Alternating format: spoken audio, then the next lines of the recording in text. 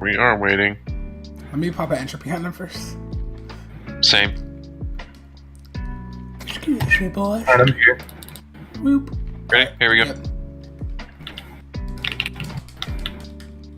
Wow, you guys are so mean. Get out of here, Wild Dell. This dude Get just outta swinging here, at brother. You Get see out of him? here, brother. He He's just so swings at the fucking air. His first instinct, swing at the air. I have not used my negate. I still have it. Got a I was few gonna necro kills. this shit right here. Shit's fat. Yeah, we got quite a few. Boom, bam, bop, bada bop, boom, pow. Damn, good shit, bro. Come back.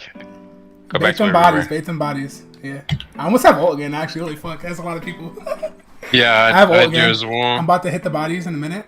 5, 4, Addressing now. 3, 2, 1 on the bodies. Negate?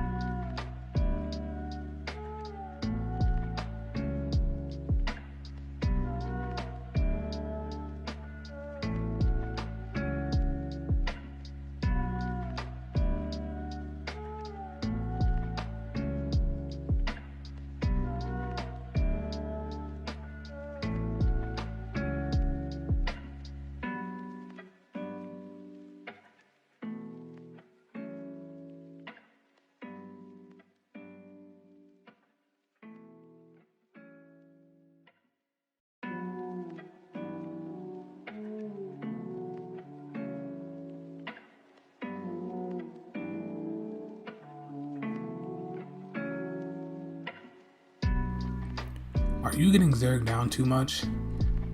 Do you want to blow up the local Zergs that Zerg you down? Well, today is the right video for you. We got the Magrco bomber. We got my version of the meta Magrco bomber with dark conversions. So let's go ahead and get into the sets. So on this build for our monster set, we're running 1 Bellorg heavy, 1 Bellorg light, divines in pen. You could run another in pen if you want. And I would recommend reinforced helm. I have yet to do it, but reinforced heavy piece is a lot better than what it is now in pen. So that's the monster set. For the 5-piece on the body, we have 1 trainee heavy. I would make it reinforced instead of in pen. I have yet to do it on this build though. And then we have 3 dark conversions, all in pen. Every piece of armor is going to be tri enchant. Definitely want a prismatic enchant for everything on the body. Then we have the breaches of vicious death. We need 1 piece of VD on the body because we use a mythic. But let's get into the jewelry. We have 1 VD necklace, harmony. You want all harmony on your jewelry. I use a magic recov because I like to have good sustain. If you feel like you're lacking damage, you can go spell damage. Ring of Markin, spell damage with harmony. And if you don't have the ring of harmony, you could just swap out this VD for like a trainee piece and then put the VD ring right here and have 3 VD jewelry. So you could use 2-piece trainee if you need to, if you don't have a ring of Markin. Then we have our last ring of VD, harmony, spell damage. That's the jewelry. Now let's get into the weapons. I use a sharpened lightning staff of vicious death. And I use a defending resto of dark because you want to pop dark on your back bar so you don't end up popping it on accident and wasting it if you're trying to go in for a bomb. So let's get into the skills. Our front bar, we use a Storm Pulser, it's the Destro ability. It's our main spammable AoE after we bomb. Boneyard, that's our big burst we use when we're going in for our bomb. Make sure you use Avid Boneyard, the one where you can pop your own synergy. We use Blast Bones, we hit this before we go in for our bombs for an extra burst to blow them up. Degeneration, that's going to be our spell damage buff. You want to use this to buff up before you go in for a bomb. You definitely want to use this instead of spell power pots because you want to be able to use in a move pot so you don't get stunned when you're going for your bomb. Because that's the worst thing in the world when you get stunned going in for a bomb.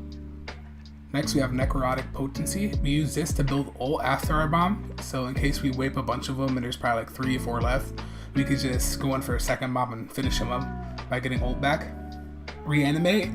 You could run Dawnbreaker here, but I don't have Dawnbreaker on this build, so I would recommend using Dawnbreaker here in case you need to burst somebody without using your big ult. Like say you're like some sweats chasing and you just want to pack them up real quick, hit them with a Blast Bones, Dawny or something. grave robber. But I like this because I do small groups, so I like to be able to res my homies after they get zerg down. Back bar, resto bar, we use intensive mender.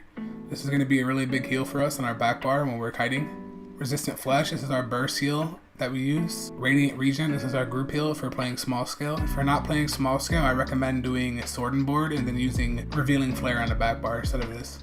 So if you do sword and board on the back bar, I recommend doing revealing flare. Race against time, this is our snare removal, crit damage in a major expedition.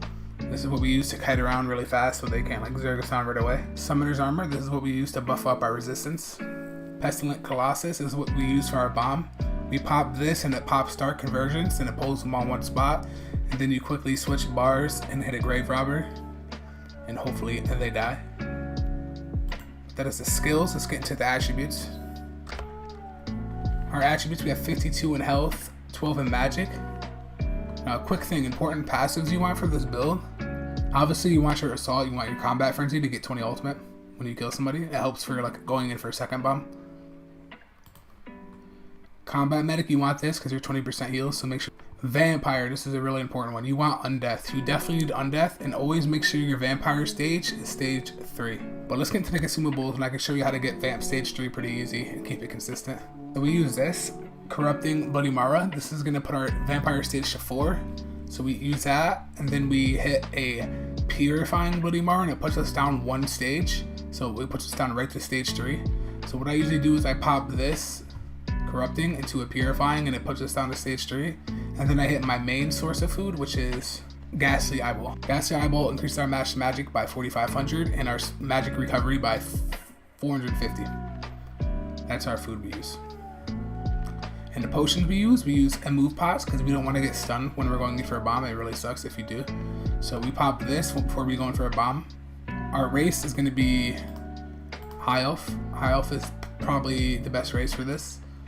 If you're a Dark Elf, that's fine too, because I like having Dark Elf on all my builds, so in case I want to go stamina, it's just a lot better to have. But I recommend High Elf or Dark Elf.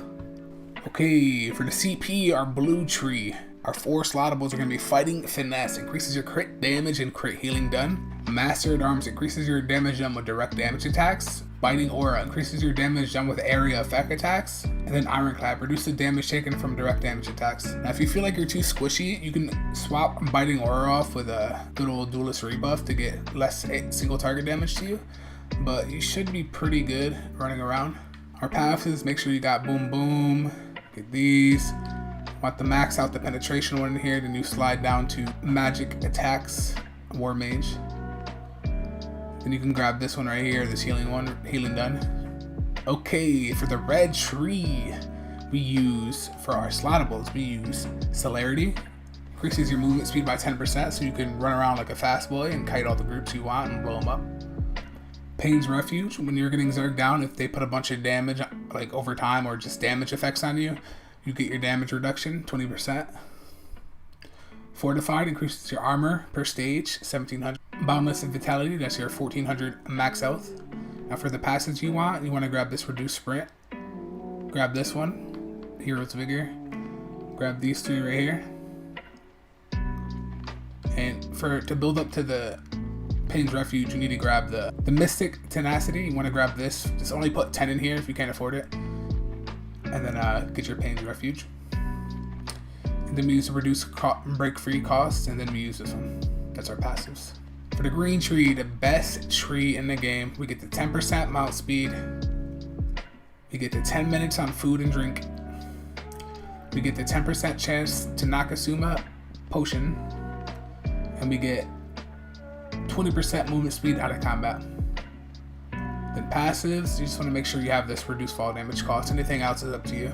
There's really nothing too bad on this. Okay, so we're out here on Build Mountain. Let's go see if the champion is up so we can show you our buff stats. Champion is up. That's the champ right there, dude. Fucking heavyweight. So let's get him buff up and see what we look like with our stats. Entropy, pop and ult, quickly switch.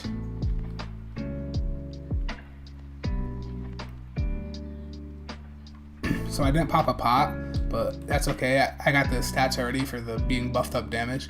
our buffed up Magrco is going to be 2200. So basically on a build, what you're going to want to do, when you see a group like stacked up somewhere, you hit an entropy, blast bones, go on your back bar, pop your ultimate, quickly go in, hit a grave robber and pop it, and then hit your storm pulsar. And they should be dead. If you feel like you're lacking damage, you can go ahead and grab you could change Mother Stones. I used the Atro. You could put the Apprentice on here if you want.